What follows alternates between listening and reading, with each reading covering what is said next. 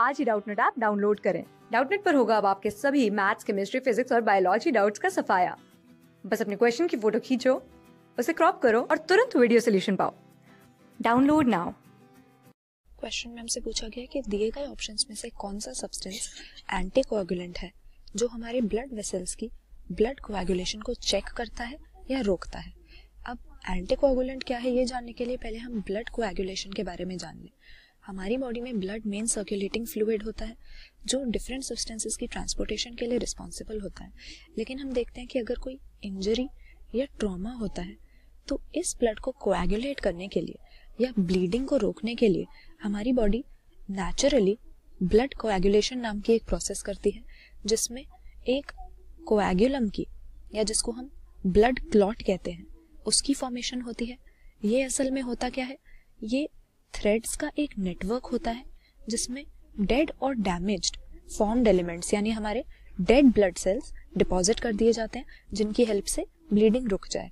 अब जो ये थ्रेड्स हैं इन्हें असल में हम फिब्रिन्स कह सकते हैं और ये हमारे प्लाज्मा में प्रेजेंट होते हैं, लेकिन तब तक ये एक्टिव फॉर्म में नहीं होते हैं जब तक कि ब्लड कोएगुलेशन का मैकेनिज्म स्टार्ट नहीं होता है। ब्लड कोएगुलेशन कई सारे लिंक्ड एंजाइमेटिक रिएक्शंस के एक साथ होने पर अकम्प्लिश होती है जिसको हम कैस्केड प्रोसेस कहते हैं। तो किस तरह से हमारी बॉडी में ब्लड कोएगुलेशन होती है एक बार देख लें।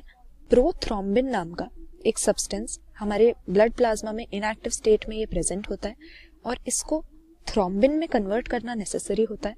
तो थ्रोम्बोप्लास्टिन नाम का या थ्रोम्बोकाइनेज नाम का एक एंजाइम होता है जो प्रोथ्रोम्बिन को थ्रोम्बिन में कन्वर्ट करने में हेल्प करता है ब्लड कोएगुलेशन के दौरान। और फिर यही थ्रोम्बिन रिस्पॉन्सिबल होता है हमारे प्लाज्मा में प्रेजेंट फिब्रिनोजेन को फिब्रिन बनाने के लिए जिससे ब्लड क्लॉट की फॉर्मेशन होगी।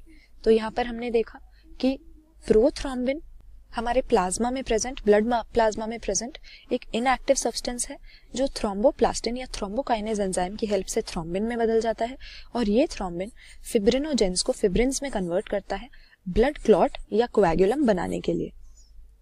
तो ये दोनों तो एंटीकोएगुलेंट हुए नहीं क्योंकि ये तो कोगुलेशन की प्रोसेस में हेल्प कर रहे हैं।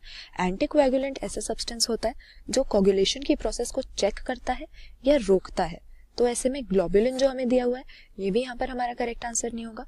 ग्लोबुलिन जो टर्म है ये हम जनरली कई सारे ग्लोबुलर टाइप के प्रोटीन्स के लिए यूज कर देते हैं, लेकिन ये काफी ब्रॉड टर्म है और एंटीकोएगुलेंट में ये सही आंसर नहीं होगा।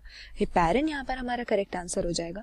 हेपेरिन एक वेल नोन एंटीकोएगुलेंट है जिसको कई पर्पसेस के लिए यूज भी किया जाता है। जैसे कि अगर हम देख लें कि आर्टिफिशियल किडनी की जो प्रोसेस होती है, डायलिसिस होती है, उस टाइम पे ब्लड को बॉडी से बाहर निकाल के सर्कुलेट किया जाता है उसको फिल्टर करने के लिए। तो ऐसे में अगर ब्लड की क्लॉटिंग की प्रोसेस शुरू हो जाएगी तो ये डायलिसिस पूरी नहीं हो पाएगी सही से। इसीलिए हम हेपेरिन जैसे एंटीकोएगुलेंट सब्सटेंसेस को यूज करते हैं ताकि अगर कोई भी मेडिकल प्रोसेस हमें करनी है तो ब्लड कोएगुलेशन स्टार्ट ना हो जाए और उस प्रोसेस को हिंडर ना कर दे। तो यहाँ पर ऑप्शन डी सही आंसर मार्क कर देंगे। हेपेरिन गिवन ऑप्शंस में से हमारा एंटीकोएगुलेंट सब्सटेंस है जो ब्लड कोएगुलेशन को चेक कर सकता है। बाकी के जो है प्रोथ्रोम्बिन और थ्रोम्बोप्लास्टिन ये तो ब्लड कोएगुलेशन की जो प्रोसेस है उसमें हेल्प करते हैं, इसके एंटी नहीं होते। इसीलिए यहाँ पर करेक्ट आंसर ऑप्शन डी है हमारा। क्लास 6 से 12 से लेके नीट, IIT, JEE मेंस और एडवांस के लेवल तक 10 मिलियन से ज्यादा स्टूडेंट्स का भरोसा। आज ही डाउनलोड करें डाउटनेट ऐप या व्हाट्सएप कीजिए अपने डाउट्स 8400 400 400 पर।